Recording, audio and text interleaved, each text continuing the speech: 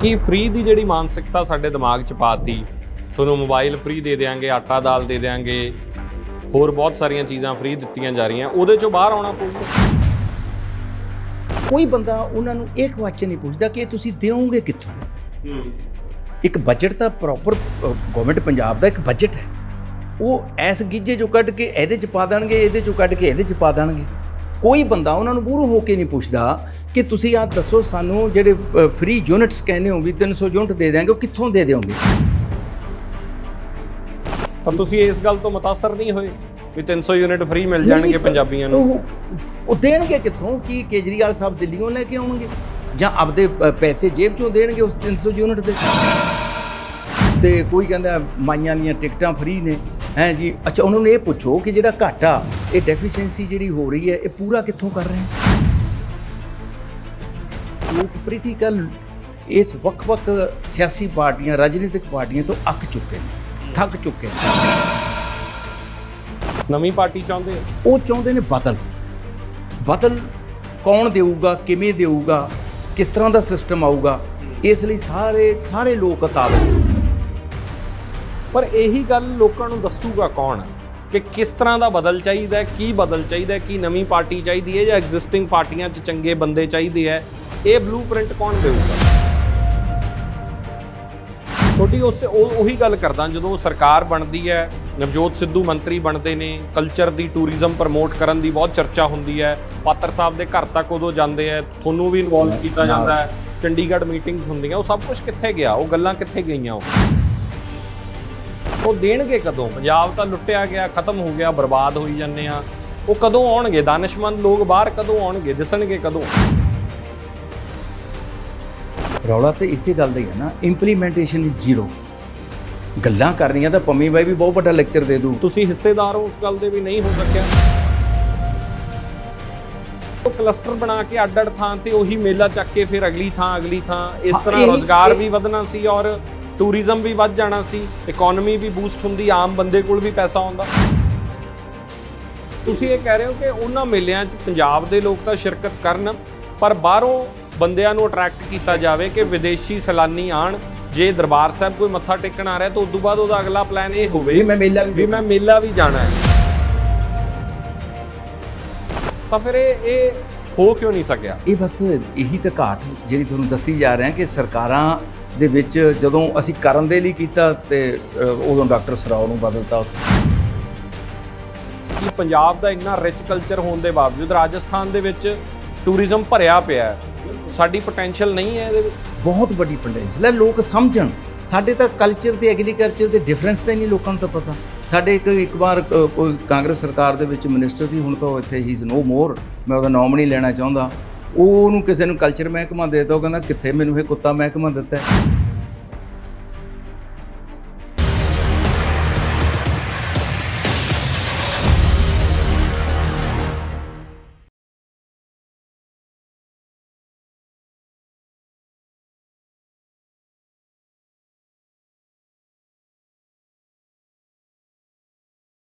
ਸਤਿ ਸ਼੍ਰੀ ਅਕਾਲ, on air ਦੇਖ ਰਹੇ ਹੋ, ਮੈਂ ਹਾਂ ਸਿਮਰਨਜੋਤ ਸਿੰਘ ਮੱਕੜ।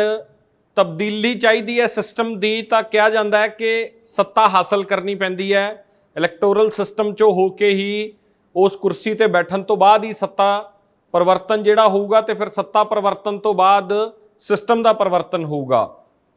ਵੱਡਾ ਸਵਾਲ ਹੈ ਕਿ ਅੱਜ ਖੜੇ ਕਿੱਥੇ ਆ? ਪੰਜਾਬ ਦੀਆਂ ਆਪਣੀਆਂ ਸਮੱਸਿਆਵਾਂ ਨੇ, ਪੰਜਾਬ ਉਹਨਾਂ ਸਮੱਸਿਆਵਾਂ 'ਚ ਨਿਰੰਤਰ ਦਲਦਲ 'ਚ ਫਸਦਾ ਜਾ ਰਿਹਾ, ਕੱਢੂਗਾ ਕੌਣ ਬਾਹਰ? ਸਾਡੇ ਸਮਾਜ ਦੇ ਵਿੱਚ ਗਾਇਕਾਂ ਦਾ ਬਹੁਤ ਵੱਡਾ ਰੋਲ ਰਿਹਾ, ਕਲਾਕਾਰਾਂ ਦਾ ਰੋਲ ਰਿਹਾ, ਪਰ ਕੁਝ ਲੋਕ ਐਸੇ ਨੇ ਜਿਨ੍ਹਾਂ ਨੇ ਹਰ ਐਸਪੈਕਟ ਦੇ ਵਿੱਚ ਆਪਦਾ ਯੋਗਦਾਨ ਪਾਇਆ। ਪੰਮੀ ਬਾਈ ਉਹਨਾਂ 'ਚੋਂ ਇੱਕ ਨੇ, ਸਾਡੇ ਨਾਲ ਨੇ ਅੱਜ। ਸਤਿ ਸ਼੍ਰੀ ਅਕਾਲ ਜੀ, ਬਹੁਤ ਬਹੁਤ ਸਵਾਗਤ ਹੈ। ਸਤਿ ਸ਼੍ਰੀ ਅਕਾਲ ਮੱਕੜ ਸਾਹਿਬ, ਬਹੁਤ ਬਹੁਤ ਮਿਹਰਬਾਨੀ, ਤੁਸੀਂ ਮੈਨੂੰ ਆਪਣੇ ਚੈਨਲ ਤੇ ਔਨ 에ਅਰ ਤੇ ਬੁਲਾ ਕੇ ਮਾਣ ਬਖਸ਼ਿਆ। ਅੱਜ ਪੰਮੀ ਬਾਈ ਬਤੌਰ ਕਲਾਕਾਰ, ਬਤੌਰ ਗਾਇਕ ਅਸੀਂ ਚਾਹੁੰਦੇ ਹਾਂ ਨਹੀਂ ਬੈਠਣ ਸਾਡੇ ਨਾਲ। ਇੱਕ ਪੰਜਾਬੀ ਹੋਣ ਦੇ ਨਾਤੇ ਜੋ ਇੱਕ ਰੈਪਰੈਜ਼ੈਂਟੇਸ਼ਨ ਤੁਸੀਂ ਪੂਰੀ ਦੁਨੀਆ 'ਚ ਕਰਦੇ ਹੋ, ਉਸ ਨਾਤੇ ਪੰਜਾਬ ਦੇ ਮੌਜੂਆਂ ਦੇ ਉੱਤੇ ਚਰਚਾ ਕੀਤੀ ਜਾਵੇ। ਜਿਹੜੇ ਸਿਸਟਮ ਨੂੰ ਤਬਦੀਲ ਕਰਨ ਦੀ ਗੱਲ ਅਸੀਂ ਕਰਦੇ ਹਾਂ, ਤੁਹਾਡੇ ਅਕੋਰਡਿੰਗਲੀ ਉਹਦਾ ਰਾਹ ਕਿੱਥੋਂ ਨਿਕਲਦਾ? ਦੇਖੋ, ਰਾਹ ਤਬਦੀਲ ਕਰਨ ਦੇ ਲਈ ਲੋਕਾਂ ਦੇ ਵਿੱਚ ਦੀ ਨਿਕਲਦਾ ਹੈ। ਜਿੰਨੀ ਦੇਰ ਤੱਕ ਸਾਡੇ ਲੋਕ ਜਾਗਰਤ ਨਹੀਂ ਹੁੰਦੇ, ਸਾਡੇ ਲੋਕ ਨਹੀਂ ਜਾਗਦੇ, ਪੰਜਾਬੀ ਨਹੀਂ ਜਾਗਦੇ, ਪੰਜਾਬੀ ਛੋਟੇ ਛੋਟੇ ਲੁਭਾਉਣੀਆਂ ਚੀਜ਼ਾਂ 'ਚ ਫਸਣੋਂ ਨਹੀਂ ਹਟਦੇ ਤੇ ਉਨੀ ਦੇਰ ਤੱਕ ਤਬਦੀਲੀ ਨਾਂ ਦੀ ਕੋਈ ਸ਼ਬਦ ਜਿਹੜਾ ਹੈਗਾ ਉਹ ਬੜਾ ਔਖਾ ਹੈ। ਪਰ ਕਿਸਾਨੀ ਮੂਵਮੈਂਟ ਦੇ ਇਸ ਸਿਲਸਿਲੇ ਦੇ ਵਿੱਚ ਮੈਨੂੰ ਇਸ ਗੱਲ ਦੀ ਬੜੀ ਖੁਸ਼ੀ ਮਹਿਸੂਸ ਹੋਈ ਹੈ ਕਿ ਅੱਜ ਸਾਡੇ ਪੰਜਾਬ ਦਾ ਨੌਜਵਾਨ ਵੀ, ਅੱਜ ਸਾਡੇ ਪੰਜਾਬ ਦਾ ਕਿਸਾਨ ਵੀ, ਸਾਡੇ ਪੇਂਡੂ ਭਰਾ ਭੈਣਾਂ ਮਾਵਾਂ ਉਹ ਵੀ ਜਾਗੀਆਂ ਨੇ। ਇੱਕ ਜਾਗ ਜਿਹੜਾ ਹੈਗਾ ਉਹ ਲੱਗਿਆ ਲੋਕਾਂ ਨੂੰ, ਪਰ ਹਾਲੇ ਬਹੁਤ ਲੋੜ ਹੈ ਉਸ ਉੱਤੇ ਕੰਮ ਕਰਨ ਦੀ, ਉਸ ਉੱਤੇ ਪਹਿਰਾ ਦੇਣ ਦੀ, ਜੇ ਪੰਜਾਬ ਦੇ ਸਮੁੱਚੇ ਪੰਜਾਬੀਆਂ ਨੂੰ ਬਚਾਉਣਾ ਹੈ। ਕਿਉਂਕਿ ਅਸੀਂ ਵੀ ਇੱਕ ਜਾਗਦੇ ਪੰਜਾਬ ਮਿਸ਼ਨ ਦੇ ਜ਼ਰੀਏ ਇਹੀ ਹੋਕਾ ਦਿੰਦੇ ਫਿਰਦੇ ਹਾਂ ਕਿ ਲੋਕੋ ਜਾਗੋ, ਜੇ ਪੰਜਾਬ ਨਹੀਂ ਪੰਜਾਬੀ ਬਚਾਉਣੇ ਨੇ, ਜੇ ਪੰਜਾਬੀ ਬਚਣਗੇ ਤਾਂ ਪੰਜਾਬ ਬਚੂਗਾ। ਤੁਹਾਡੀ ਗਰਾਊਂਡ ਦੀ ਆਬਜ਼ਰਵੇਸ਼ਨ ਕੀ ਹੈ? ਪਿੰਡਾਂ 'ਚ ਜਾ ਰਹੇ ਹੋ, ਲੋਕਾਂ ਨੂੰ ਮਿਲ ਰਹੇ ਹੋ, ਇੱਕ ਸੈਲੀਬ੍ਰਿਟੀ ਵੀ ਹੋਣ ਦੇ ਨਾਤੇ ਚੀਜ਼ਾਂ ਆਬਜ਼ਰਵ ਕਰਦਾ। ਇੱਕ ਬੰਦਾ ਜਦੋਂ ਜਮਾਂ ਮਿੱਟੀ ਨਾਲ ਮਿੱਟੀ ਹੁੰਦਾ ਹੈ ਤਾਂ ਤੁਹਾਡੀ ਆਬਜ਼ਰਵੇਸ਼ਨ ਕੀ ਰਹੀ ਹੈ ਪਿਛਲੇ ਸਾਲਾਂ ਦੌਰਾਨ? ਦੇਖੋ, ਮੇਰੀ ਇਸ ਸਾਲ ਦੀ ਹੋਈ ਆਬਜ਼ਰਵੇਸ਼ਨ ਜਿਹੜੀ ਹੈਗੀ ਆ, ਹੁਣ ਰੀਸੈਂਟਲੀ ਮੈਂ ਬਹੁਤ ਪਿੰਡਾਂ ਦੇ ਵਿੱਚ ਜਾਂਦਾ, ਅਕਸਰ ਜਾਂਦਾ, ਕਿਉਂਕਿ ਉਸ ਮਿਸ਼ਨ ਦੇ ਕਰਕੇ ਜਾਂਦਾ। ਆਮ ਰੂਰਲ ਏਰੀਆਜ਼ ਦੇ ਵਿੱਚ ਉਹਨਾਂ ਲੋਕਾਂ ਨਾਲ, ਉਹਨਾਂ ਦੇ ਮੰਜਿਆਂ ਤੇ ਉਹਨਾਂ ਵਰਗਾ ਬਣ ਕੇ ਉਹਨਾਂ ਦੀ ਬੋਲੀ ਦੇ ਵਿੱਚ ਹੀ ਗੱਲਾਂ ਕਰਕੇ, ਤੇ ਜੋ ਫੀਡਬੈਕ ਮੈਂ ਹੁਣ ਤੱਕ ਹਾਸਲ ਕੀਤੀ ਹੈ ਉਹ ਇਹ ਕੀਤੀ ਹੈ ਕਿ ਲੋਕ ਪੋਲੀਟੀਕਲ ਇਸ ਵੱਖ-ਵੱਖ ਸਿਆਸੀ ਪਾਰਟੀਆਂ, ਰਾਜਨੀਤਿਕ ਪਾਰਟੀਆਂ ਤੋਂ ਅੱਕ ਚੁੱਕੇ ਨੇ, ਥੱਕ ਚੁੱਕੇ ਨੇ। ਨਵੀਂ ਪਾਰਟੀ ਚਾਹੁੰਦੇ ਆ, ਉਹ ਚਾਹੁੰਦੇ ਨੇ ਬਦਲ ਕੌਣ ਦੇਊਗਾ, ਕਿਵੇਂ ਦੇਊਗਾ, ਕਿਸ ਤਰ੍ਹਾਂ ਦਾ ਸਿਸਟਮ ਆਊਗਾ, ਇਸ ਲਈ ਸਾਰੇ ਲੋਕ ਉਤਾਵਲੇ। ਪਰ ਇਹੀ ਗੱਲ ਲੋਕਾਂ ਨੂੰ ਦੱਸੂਗਾ ਕੌਣ ਕਿ ਕਿਸ ਤਰ੍ਹਾਂ ਦਾ ਬਦਲ ਚਾਹੀਦਾ ਹੈ, ਕੀ ਬਦਲ ਚਾਹੀਦਾ ਹੈ, ਕੀ ਨਵੀਂ ਪਾਰਟੀ ਚਾਹੀਦੀ ਹੈ ਜਾਂ ਐਗਜ਼ਿਸਟਿੰਗ ਪਾਰਟੀਆਂ 'ਚ ਚੰਗੇ ਬੰਦੇ ਚਾਹੀਦੇ ਹੈ? ਇਹ ਬਲੂਪ੍ਰਿੰਟ ਕੌਣ ਦੇਊਗਾ? ਦੇਖੋ, ਇਹ ਬਲੂਪ੍ਰਿੰਟ ਤਾਂ ਉਹਨਾਂ ਸਹਿਰਦ ਲੋਕਾਂ ਨੇ ਦੇਣਾ ਹੈ ਜਿਹੜੇ ਬੁੱਧੀਜੀਵੀ ਚਿੰਤਤ ਨੇ, ਜਿਹੜੇ ਲੋਕ ਇਹ ਚਾਹੁੰਦੇ ਨੇ ਕਿ ਇਕੱਲੇ ਮਹਿਜ਼ ਡਰਾਇੰਗ ਰੂਮਾਂ 'ਚ ਬੈਠ ਕੇ ਸਰਕਾਰਾਂ ਨਾ ਬਣਾਉਣ, ਜਾਂ ਉਹਨਾਂ ਟੇਬਲਾਂ ਤੇ ਮਸ਼ਵਰੇ ਕਰਕੇ ਚੰਗੀ ਕੌਫੀ ਚਾਹ ਪੀ ਕੇ ਜਾਂ ਖਾਣਾ ਖਾ ਕੇ ਆਪੋ ਆਪਣੇ ਘਰਾਂ ਨੂੰ ਰੁਖਸਤ ਨਾ ਹੋਣ। ਉਹ ਲੋਕਾਂ ਦੇ ਵਿੱਚ ਨਿਕਲਣ, ਲੋਕਾਂ ਦੇ ਲਈ ਵਿਚਰਨ ਤੇ ਲੋਕਾਂ ਨੂੰ ਦੱਸਣ, ਉਹਨਾਂ ਦਾ ਰਾਹ ਦਰਸੇਵਾਂ ਬਣਨ। ਕਿਉਂਕਿ ਅਸੀਂ ਕੋਸ਼ਿਸ਼ ਕੀਤੀ ਹੋਈ ਹੈ, ਅਸੀਂ ਕੁਝ ਪੰਜਾਬ ਦੇ ਕੁਝ ਸੈਗਮੈਂਟਸ ਦੇ ਵਿੱਚ ਸਾਡੇ ਨੌਜਵਾਨ, ਸਾਡੇ ਦੋਸਤ, ਸਾਡੇ ਭਰਾ ਜਿਹੜੇ ਜਾਗਦਾ ਪੰਜਾਬ ਮਿਸ਼ਨ ਨਾਲ ਜੁੜੇ ਨੇ, ਅਸੀਂ ਕੋਸ਼ਿਸ਼ ਦੇ ਵਿੱਚ ਹਾਂ ਕਿ ਅਸੀਂ ਉਸ ਤਰ੍ਹਾਂ ਦਾ ਮਾਹੌਲ ਪੈਦਾ ਕਰੀਏ। ਅਸੀਂ ਲੋਕਾਂ ਨੂੰ ਇਹ ਦੱਸੀਏ ਕਿ ਤੁਹਾਡੇ ਲਈ ਕੀ ਅੱਛਾ ਹੈ, ਕੀ ਮਾੜਾ ਹੈ, ਜਾਂ ਕਿਹੜੀ ਚੀਜ਼ ਤੁਸੀਂ ਕਰ ਸਕਦੇ ਹੋ। ਕਿਉਂਕਿ ਸਭ ਤੋਂ ਵੱਡੀ ਜਿਹੜੀ ਪਾਵਰ ਹੈਗੀ ਹੈ ਉਹ ਫਿੰਗਰ 'ਚ ਹੈ। ਇਸ ਫਿੰਗਰ ਦੇ ਵਿੱਚ ਹੈਗੀ ਹੈ। ਦੇਖੋ, ਕਿਉਂਕਿ ਕੋਈ ਵੀ ਸਰਕਾਰ ਬਟਨ ਨਾਲ ਬਣਨੀ ਹੈ, ਹੋਰ ਕਿਸੇ ਚੀਜ਼ ਨਾਲ ਨਹੀਂ ਬਣਨੀ। ਤੇ ਅਸੀਂ ਇਸ ਲੋਕਤੰਤਰ ਦੇ ਜ਼ਰੀਏ ਆਪਦੇ ਰਿਪਰੈਜ਼ੈਂਟੇਟਿਵ ਨੂੰ ਚੁਣਦੇ ਹਾਂ, ਤੇ ਚੁਣਨ ਦੇ ਲਈ ਸਾਨੂੰ ਸਾਡੀ ਹੋਸ਼ ਹਵਾਸ਼, ਅਸੀਂ ਕਿਹਨੂੰ ਚੁਣ ਰਹੇ ਹਾਂ, ਉਹਦੇ 'ਚ ਸਭ ਤੋਂ ਪਹਿਲਾਂ ਮੈਂ ਕਹਿੰਦਾ ਵੀ ਪਾਰਟੀਆਂ ਨਾਲੋਂ ਵੱਡਾ ਸਾਡਾ ਜਿਹੜਾ ਉੱਥੋਂ ਦਾ ਲੋਕਲ ਰਿਪਰੈਜ਼ੈਂਟੇਟਿਵ ਹੈਗਾ। ਜੇ ਮੈਂ MLA ਦੀ ਗੱਲ ਕਰਦਾ ਤਾਂ MLA ਇੱਕ 2-2.25 ਲੱਖ ਬੰਦੇ ਦਾ ਪ੍ਰਤੀਨਿਧ ਬਣਦਾ ਹੈ, ਤੇ ਅਸੀਂ 117 MLA ਵਧੀ ਚੁਣ ਲਈਏ, ਅਸੀਂ ਪਾਰਟੀਆਂ ਨੂੰ ਵੀ ਛੱਡ ਦਈਏ, ਅਸੀਂ ਬੰਦੇ ਹੀ ਵਧੀਆ ਚੁਣ ਲਈਏ ਕਿ ਆਹ ਬੰਦਾ ਸਾਡੇ ਸਮਾਜ ਦੇ ਲਈ, ਸਾਡੇ ਇਲਾਕੇ ਦੇ ਲਈ, ਸਾਡੇ ਲੋਕਾਂ ਦੇ ਲਈ ਇਹ ਰਹਿਬਰ ਹੈ, ਇਹ ਵਧੀਆ ਕੰਮ ਕਰ ਰਿਹਾ ਹੈ, ਇਹ ਪੜ੍ਹਿਆ ਲਿਖਿਆ ਹੈਗਾ, ਇਹ ਸਾਡੇ ਦਰਦਾਂ ਨੂੰ ਸਮਝਦਾ ਹੈ, ਇਹ ਸਾਡੇ ਨਾਲ ਬਹਿੰਦਾ ਹੈ, ਸਾਡੇ ਨਾਲ ਖੜਦਾ ਹੈ। ਤੇ ਉਹੋ ਜਿਹੇ ਬੰਦੇ ਚੁਣਨੇ ਕੀ ਔਖੇ ਨੇ? ਕੀ ਫ੍ਰੀ ਦੀ ਜਿਹੜੀ ਮਾਨਸਿਕਤਾ ਸਾਡੇ ਦਿਮਾਗ 'ਚ ਪਾਤੀ, ਤੁਹਾਨੂੰ ਮੋਬਾਈਲ ਫ੍ਰੀ ਦੇ ਦਿਆਂਗੇ, ਆਟਾ ਦਾਲ ਦੇ ਦਿਆਂਗੇ, ਹੋਰ ਬਹੁਤ ਸਾਰੀਆਂ ਚੀਜ਼ਾਂ ਫ੍ਰੀ ਦਿੱਤੀਆਂ ਜਾ ਰਹੀਆਂ, ਉਹਦੇ 'ਚੋਂ ਬਾਹਰ ਆਉਣਾ ਪਊਗਾ? ਦੇਖੋ, ਬਿਲਕੁਲ ਆਉਣਾ ਪਊਗਾ। ਕੋਈ ਬੰਦਾ ਉਹਨਾਂ ਨੂੰ ਇਹ ਕੁਐਸਚਨ ਨਹੀਂ ਪੁੱਛਦਾ ਕਿ ਤੁਸੀਂ ਦਿਓਗੇ ਕਿੱਥੋਂ। ਇੱਕ ਬਜਟ ਤਾਂ ਪ੍ਰੋਪਰ ਗਵਰਨਮੈਂਟ ਪੰਜਾਬ ਦਾ ਇੱਕ ਬਜਟ ਹੈ, ਉਹ ਐਸ ਗੀਜੇ 'ਚੋਂ ਕੱਢ ਕੇ ਇਹਦੇ 'ਚ ਪਾ ਦੇਣਗੇ, ਇਹਦੇ 'ਚੋਂ ਕੱਢ ਕੇ ਇਹਦੇ 'ਚ ਪਾ ਦੇਣਗੇ। ਕੋਈ ਬੰਦਾ ਉਹਨਾਂ ਨੂੰ ਮੂਹਰੋਂ ਹੋ ਕੇ ਨਹੀਂ ਪੁੱਛਦਾ ਕਿ ਤੁਸੀਂ ਆਹ ਦੱਸੋ ਸਾਨੂੰ, ਜਿਹੜੇ ਫ੍ਰੀ ਯੂਨਿਟਸ ਕਹਿੰਦੇ ਹੋ ਵੀ 300 ਯੂਨਿਟ ਦੇ ਦਿਆਂਗੇ, ਉਹ ਕਿੱਥੋਂ ਦੇ ਦਿਓਗੇ? ਤਾਂ ਤੁਸੀਂ ਇਸ ਗੱਲ ਤੋਂ ਮੁਤਾਸਰ ਨਹੀਂ ਹੋਏ ਵੀ 300 ਯੂਨਿਟ ਫ੍ਰੀ ਮਿਲ ਜਾਣਗੇ ਪੰਜਾਬੀਆਂ ਨੂੰ? ਉਹ ਦੇਣਗੇ ਕਿੱਥੋਂ? ਕੀ ਕੇਜਰੀਵਾਲ ਸਾਹਿਬ ਦਿੱਲੀੋਂ ਲੈ ਕੇ ਆਉਣਗੇ ਜਾਂ ਆਪਦੇ ਪੈਸੇ ਜੇਬ 'ਚੋਂ ਦੇਣਗੇ ਉਸ 300 ਯੂਨਿਟ ਦੇ? ਇਹ ਤਾਂ ਕੋਈ ਕੁਐਸਚਨ ਕਰੇ ਨਾ, ਉਹਨਾਂ ਨੂੰ ਪੁੱਛੇ ਕਿ ਇਹ ਲਭਾਵੇਂ ਨਾਰੇ। ਕੋਈ ਕਹਿੰਦਾ ਜੀ ਦਾਲ ਆਟਾ ਰੋਟੀ ਫ੍ਰੀ ਹੈ, ਤੇ ਕੋਈ ਕਹਿੰਦਾ ਮਾਈਆਂ ਦੀਆਂ ਟਿਕਟਾਂ ਫ੍ਰੀ ਨੇ, ਹੈ ਜੀ। ਅੱਛਾ, ਉਹਨਾਂ ਨੂੰ ਇਹ ਪੁੱਛੋ ਕਿ ਜਿਹੜਾ ਘਾਟਾ, ਇਹ ਡੈਫੀਸ਼ੀਐਂਸੀ ਜਿਹੜੀ ਹੋ ਰਹੀ ਹੈ, ਇਹ ਪੂਰਾ ਕਿੱਥੋਂ ਕਰ ਰਹੇ ਹੋ? ਇਹ ਕੀ ਮਾਸਟਰਾਂ ਦੀ ਤਨਖਾਹ ਰੋਕ ਰਹੇ ਹੋ, ਜਾਂ ਤੁਸੀਂ ਹੈਲਥ ਐਮਪਲਾਈਮੈਂਟ ਰੋਕ ਰਹੇ ਹੋ? ਹੈਲਥ ਦੇ ਤੁਹਾਡੇ ਕੋਲੇ ਨਾ ਡਾਕਟਰਸ ਨੇ, ਨਾ ਤੁਹਾਡੇ ਕੋਲੇ ਨਰਸਾਂ ਨੇ, ਤੇ ਨਾ ਤੁਹਾਡੇ ਕੋਲ ਉਸ ਤਰ੍ਹਾਂ ਦਾ ਸਿਸਟਮ ਹੈ। ਤੁਸੀਂ ਕਿੱਥੇ ਕੱਟ ਮਾਰਿਆ? ਲੋਕ ਜਦੋਂ ਇਹ ਪੁੱਛਣ ਲੱਗੇ ਮੂਹਰੇ ਵੀ ਤੁਸੀਂ ਕੱਟ ਕਿੱਥੇ ਮਾਰ ਕੇ ਇਹ ਗੱਲ ਕਰ ਰਹੇ ਹੋ, ਤਾਂ ਮੈਂ ਸਮਝਦਾ ਕਿ ਪੰਜਾਬ ਦੇ ਵਿੱਚ ਬੜਾ ਵੱਡਾ ਇੱਕ ਰੈਵੋਲੂਸ਼ਨ ਆਊਗਾ, ਇੱਕ ਲੋਕਾਂ ਦੀ ਜਾਗਰਤੀ ਆਊਗੀ। ਰੈਵੋਲੂਸ਼ਨ ਤੋਂ ਮੀਨਸ ਇਹੀ ਹੈ ਜਾਗਣਾ, ਇੱਕ ਜਾਗਰਤੀ ਆਉਣੀ, ਇੱਕ ਨਵਾਂ ਬਿੰਬ ਪੈਦਾ ਕਰਨਾ। ਤੇ ਉਹ ਹੋਊਗਾ ਤਾਂ ਹੀ ਪੋਸੀਬਲ ਜੇ ਸਮੁੱਚੇ ਪੰਜਾਬੀ ਨਿੱਠ ਕੇ, ਸਾਡਾ ਨੌਜਵਾਨ ਵਰਗ, ਸਾਡੇ ਉਹ ਸਿਹਰਦ ਲੋਕ, ਸਾਡੇ ਉਹ ਬੁੱਧੀਜੀਵੀ ਲੋਕ, ਸਾਡੇ ਉਹ ਬੜੇ ਬੜੇ ਦਿਮਾਗ ਰੱਖਣ ਵਾਲੇ ਲੋਕ ਜਦੋਂ ਅੱਗੇ ਆਉਣਗੇ, ਜਦੋਂ ਲੋਕਾਂ ਨੂੰ ਆ ਕੇ ਉਹਨਾਂ ਦੀਆਂ ਗਲੀਆਂ 'ਚ, ਉਹਨਾਂ ਦੇ ਵਿਹੜਿਆਂ 'ਚ ਖੜ੍ਹ ਕੇ ਇਸ ਗੱਲ ਦਾ ਹੋਕਾ ਦੇਣਗੇ ਕਿ ਧਰਮਾਂ, ਮਜ਼ਹਬਾਂ, ਜਾਤਾਂ, ਕੌਮਾਂ ਇਹਨਾਂ 'ਚੋਂ ਬਾਹਰ ਉਹ ਨਿਕਲੋ। ਦੇਣਗੇ ਕਦੋਂ? ਪੰਜਾਬ ਤਾਂ ਲੁੱਟਿਆ ਗਿਆ, ਖਤਮ ਹੋ ਗਿਆ, ਬਰਬਾਦ ਹੋਈ ਜਾਂਦੇ ਆ। ਉਹ ਕਦੋਂ ਆਉਣਗੇ? ਦਾਨਿਸ਼ਮੰਦ ਲੋਕ ਬਾਹਰ ਕਦੋਂ ਆਉਣਗੇ? ਦਿਸਣਗੇ ਕਦੋਂ? ਦੇਖੋ ਗੱਲ ਇਹ ਹੈਗੀ ਆ ਕਿ ਦਾਨਿਸ਼ਮੰਦ ਲੋਕ ਤੁਰੇ ਫਿਰਦੇ ਨੇ, ਸਕੈਟਰਡ ਹੋਏ ਫਿਰਦੇ ਨੇ। ਮੈਂ ਇਹ ਤੁਹਾਡੇ ਇਸ ਔਨ 에ਅਰ ਦੇ ਮਾਧਿਅਮ ਦੇ ਜ਼ਰੀਏ ਕਹਿਣਾ ਚਾਹੁੰਦਾ ਕਿ ਇੱਕ ਛੱਤ ਥੱਲੇ ਇਕੱਠੇ ਹੋ ਜਾਣ ਜੇ ਉਹ ਹੋ ਸਕਦੇ ਆ, ਹੋ ਸਕਦੇ ਨੇ। ਕਿਹੜੀ ਚੀਜ਼ ਨਹੀਂ ਪੋਸੀਬਲ? ਅੱਗੇ ਕੌਣ ਲੱਗੂਗਾ? ਇੰਜਨ ਕੌਣ ਬਣੂਗਾ ਦੇਖੋ ਉਹਦਾ? ਆਪਣੀ ਆਪ ਹੀ ਸਰਚ ਇੰਜਨ ਆਪਣੇ ਆਪ ਹੀ ਵੱਜ ਜਾਂਦਾ। ਇਹ ਕੋਈ ਲੱਭਣ ਦੀ ਲੋੜ ਨਹੀਂ ਪੈਂਦੀ। ਜਦੋਂ ਵੀ ਕੋਈ ਲੀਡਰ ਪੈਦਾ ਹੁੰਦਾ ਹੈ ਮਾਸਿਸ ਦੇ ਵਿੱਚੋਂ, ਤਾਂ ਉਹ ਆਪਣੇ ਆਪ ਹੀ ਦੇਖਣ ਲੱਗ ਜਾਂਦਾ ਕਿ ਆਹ ਬੰਦਾ ਸਾਨੂੰ ਲੀਡ ਕਰ ਸਕਦਾ ਹੈ। ਇਸ ਚੋਣਾਂ ਜਿਹੜੀਆਂ ਹੁਣ ਆ ਰਹੀਆਂ ਤੁਰੰਤ, ਕਿਉਂਕਿ ਇਹ ਬਹੁਤ ਲੰਮਾ ਪ੍ਰੋਸੈਸ ਹੁੰਦਾ ਹੈ, ਆਵਾਮ ਨੂੰ ਜਗਾਉਣਾ ਇਹ ਕੋਈ ਇੱਕ ਦਿਨ ਦੀ ਗੱਲ ਨਹੀਂ ਹੈ, ਪਰ ਆ ਰਹੀਆਂ 22 ਦੀਆਂ ਚੋਣਾਂ 'ਚ ਕੋਈ ਇਹੋ ਜਿਹੀ ਹੋਪ ਦੱਸਦੀ ਹੈ ਤੁਹਾਨੂੰ? ਦੇਖੋ ਮੈਨੂੰ ਤਾਂ ਦਿਖਦੀ ਹੈ, ਮੈਨੂੰ ਇਸ ਕਰਕੇ ਦਿਖਦੀ ਹੈ ਕਿ ਮੈਂ ਬੜੇ ਬੰਦਿਆਂ ਨੂੰ ਮਿਲਦਾ, ਬੜੇ ਬੰਦਿਆਂ 'ਚ ਮੈਂ ਵਿਚਰਦਾ, ਕਿਉਂਕਿ ਆਮ ਤੌਰ ਦੇ ਉੱਤੇ ਜਿਸ ਤਰ੍ਹਾਂ ਕਿ ਮੈਂ ਤੁਹਾਨੂੰ ਪਹਿਲਾਂ ਦੱਸ ਚੁੱਕਿਆ ਹੈਗਾ ਕਿ ਸਾਡੇ ਲੋਕ, ਪੰਜਾਬੀ ਲੋਕ, ਜਿਉਂਦੀਆਂ ਜ਼ਮੀਰਾਂ ਦੇ ਲੋਕ, ਜਾਗਦੇ ਲੋਕ ਜਿਹੜੇ ਹੈਗੇ ਨੇ, ਇਸ ਪੋਲੀਟੀਕਲ ਤੰਤਰ ਤੋਂ ਔਖੇ ਹੋਏ ਬੈਠੇ ਨੇ। ਤੇ ਉਹ ਔਖੇ ਕਿਸ ਵਜ੍ਹਾ ਕਰਕੇ ਨੇ? ਉਹਨਾਂ ਨੂੰ ਜਦੋਂ ਤੁਸੀਂ ਟੁੰਮਦੇ ਹੋ, ਉਹਨਾਂ ਨੂੰ ਪੁੱਛਦੇ ਹੋ, ਤਾਂ ਫਿਰ ਉਹ ਬੋਲਦੇ ਨੇ। ਦੇਖੋ ਕੋਈ ਵੀ ਸਟੇਟ, ਕੋਈ ਵੀ ਸੂਬਾ ਜਿਹੜਾ ਵੀ ਹੈਗਾ, ਉਹਦੇ 'ਚ ਜਿਹੜੀ ਪ੍ਰਾਥਮਿਕਤਾ ਕੀ ਹੋਣੀ ਚਾਹੀਦੀ ਹੈ? ਪ੍ਰਾਥਮਿਕਤਾ ਜਿਹੜੀ ਹੈਗੀ ਹੈ ਉਹ ਬੈਸਟ ਹੈਲਥ ਸਿਸਟਮ ਹੋਣਾ ਚਾਹੀਦਾ, ਫ੍ਰੀ ਹੈਲਥ ਸਿਸਟਮ ਹੋਣਾ ਚਾਹੀਦਾ, ਫ੍ਰੀ ਐਜੂਕੇਸ਼ਨ ਹੋਣੀ ਚਾਹੀਦੀ ਹੈ, ਮਿਆਰੀ ਐਜੂਕੇਸ਼ਨ ਹੋਣੀ ਚਾਹੀਦੀ ਹੈ। ਸੋ ਇਹ ਜਿਹੜੀਆਂ ਚੀਜ਼ਾਂ ਨੇ, ਤੇ ਓਨੈਸਟੀ ਹੋਣੀ ਚਾਹੀਦੀ ਹੈ, ਪੁਲਿਸ ਫॉर ਪਬਲਿਕ ਹੋਣੀ ਚਾਹੀਦੀ ਹੈ। ਇਹ ਚੀਜ਼ਾਂ ਕਰਨੀਆਂ ਤਾਂ ਸਿਸਟਮ ਨੇ ਨਾ। ਤੇ ਉਹ ਸਾਡਾ ਜਿਹੜਾ ਸਾਰਾ ਟੋਟਲ ਤਾਣਾ ਬਾਣਾ ਹੈਗਾ ਹੁਣ ਤੱਕ ਦੀਆਂ, ਅਸੀਂ ਹਰ ਵੋਟਾਂ ਦੇ ਵਿੱਚ ਨਵੀਂ ਤੋਂ ਨਵੀਂ ਗੱਲ ਸੁਣਦੇ ਹੈਗੇ ਆ। ਪਿਛਲੀਆਂ ਸਰਕਾਰ ਜਦੋਂ ਜਿਹੜੀ ਚੱਲ ਰਹੀ ਸਰਕਾਰ, ਮੌਜੂਦਾ ਸਰਕਾਰ, ਤੇ ਸਾਡੇ ਮਾਨਯੋਗ ਮੁੱਖ ਮੰਤਰੀ ਸਾਹਿਬ ਨੇ ਗੁੜਕਾ ਸਾਹਿਬ ਲੈ ਕੇ ਸਹੁੰ ਖਾ ਲਈ, ਤੇ ਹੁਣ ਕੋਈ ਗੁਰੂ ਗ੍ਰੰਥ ਸਾਹਿਬ ਸਿਰ ਤੇ ਚੱਕ ਕੇ ਸਹੁੰ ਖਾਊਗਾ? ਜਾਂ ਅਸੀਂ ਸਹੁੰ ਦੇ ਪਿੱਛੇ ਲੱਗੀ ਜਾਵਾਂਗੇ ਤੇ ਅਸੀਂ ਆਪਣੀਆਂ ਅੱਖਾਂ ਖੋਲਾਂਗੇ ਨਹੀਂ ਕਿ ਇਹ ਸਾਰੇ ਛਲਾਵੇ ਨੇ ਸਾਰੇ? ਤੁਹਾਡੀ ਉਹੀ ਗੱਲ ਕਰਦਾ, ਜਦੋਂ ਸਰਕਾਰ ਬਣਦੀ ਹੈ, ਨਵਜੋਤ ਸਿੱਧੂ ਮੰਤਰੀ ਬਣਦੇ ਨੇ, ਕਲਚਰ ਦੀ, ਟੂਰਿਜ਼ਮ ਪ੍ਰਮੋਟ ਕਰਨ ਦੀ ਬਹੁਤ ਚਰਚਾ ਹੁੰਦੀ ਹੈ, ਪਾਤਰ ਸਾਹਿਬ ਦੇ ਘਰ ਤੱਕ ਉਦੋਂ ਜਾਂਦੇ ਹੈ, ਤੁਹਾਨੂੰ ਵੀ ਇਨਵੋਲਵ ਕੀਤਾ ਜਾਂਦਾ ਹੈ, ਚੰਡੀਗੜ੍ਹ ਮੀਟਿੰਗਸ ਹੁੰਦੀਆਂ, ਉਹ ਸਭ ਕੁਝ ਕਿੱਥੇ ਗਿਆ? ਉਹ ਗੱਲਾਂ ਕਿੱਥੇ ਗਈਆਂ? ਉਹ ਰੌਲਾ ਤੇ ਇਸੇ ਗੱਲ ਦਾ ਹੀ ਹੈ ਨਾ, ਇੰਪਲੀਮੈਂਟੇਸ਼ਨ ਇਜ਼ ਜ਼ੀਰੋ।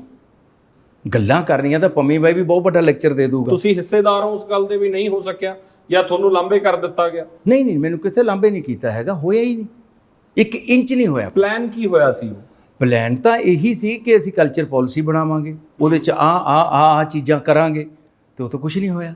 ਤੇ ਨਾ ਤਾਂ ਅਸੀਂ ਕਲਚਰ ਪਾਲਿਸੀ ਵੀ ਨਹੀਂ ਹੁਣ ਤੱਕ ਪੜ੍ਹ ਕੇ ਦੇਖੀ ਉਹ ਕਿੱਥੇ ਹੈ, ਕਿਹੜੀ ਅਲਮਾਰੀ 'ਚ ਪਈ ਹੈ।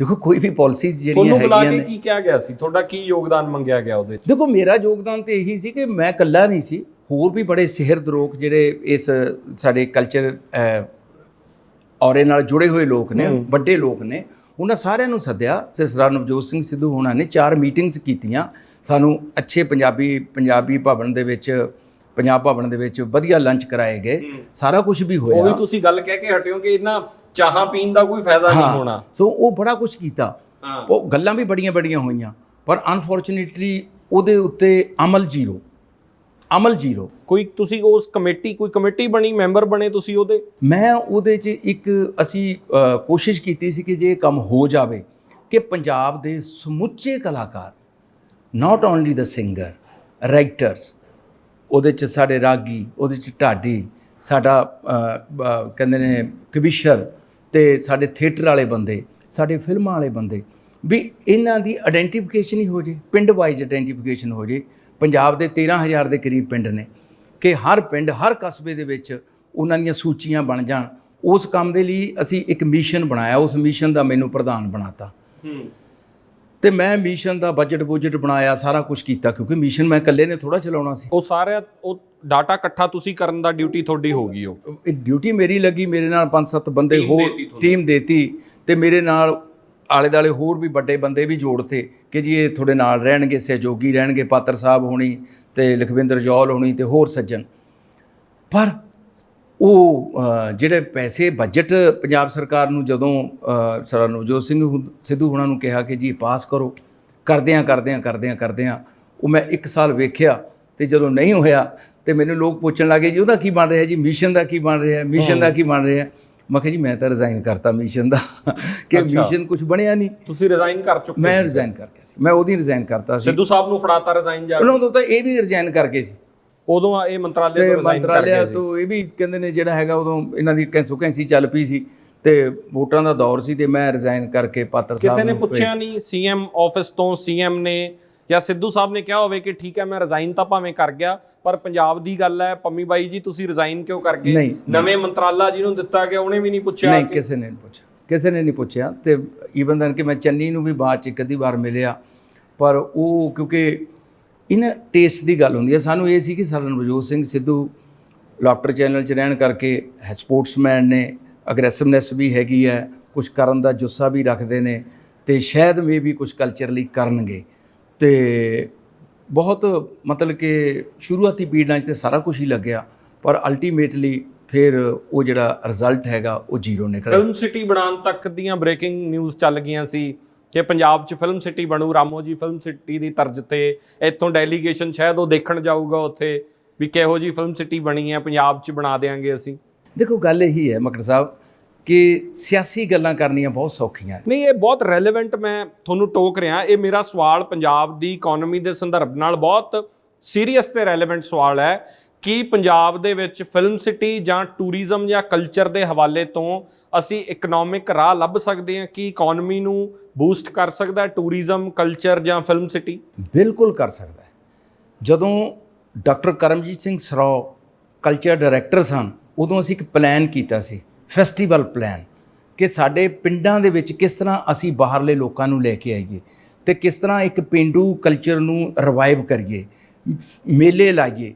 ਕਿਉਂਕਿ ਸਾਡੀਆਂ ਜਿਹੜੀਆਂ ਅਨਾਜ ਮੰਡੀਆਂ ਨੇ ਨਾ, ਇਹ ਸਿਰਫ ਤੇ ਸਿਰਫ ਸੀਜ਼ਨਸ ਦੇ ਵਿੱਚ ਹੀ ਆਕੂਪਾਈਡ ਹੁੰਦੀਆਂ ਨੇ, ਬਾਕੀ ਰਿਮੇਨਿੰਗ 6 ਮਹੀਨੇ ਬਿਲਕੁਲ ਵਿਹਲੇ ਪਲੇਟਫਾਰਮ ਹੁੰਦੇ ਨੇ।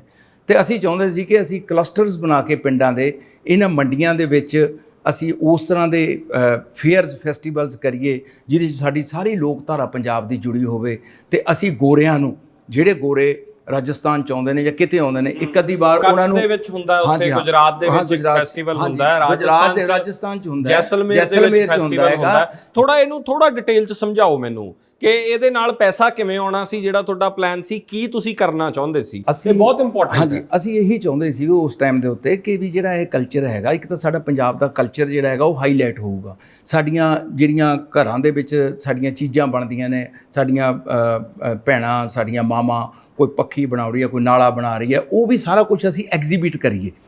ਤੇ ਉਹ ਜਿਹੜੇ ਬੰਦੇ ਕੇਰਾਂ ਇੱਕ ਵਾਰ ਤਾਂ ਅਸੀਂ ਬੱਸਾਂ ਭਰ ਕੇ ਲੈ ਆਵਾਂਗੇ, ਉਹਨਾਂ ਨੂੰ ਫੂਡ ਫ੍ਰੀ ਕਰਾ ਦਾਂਗੇ, ਸਾਰਾ ਕੁਝ ਕਰਾ ਦਿਆਂਗੇ।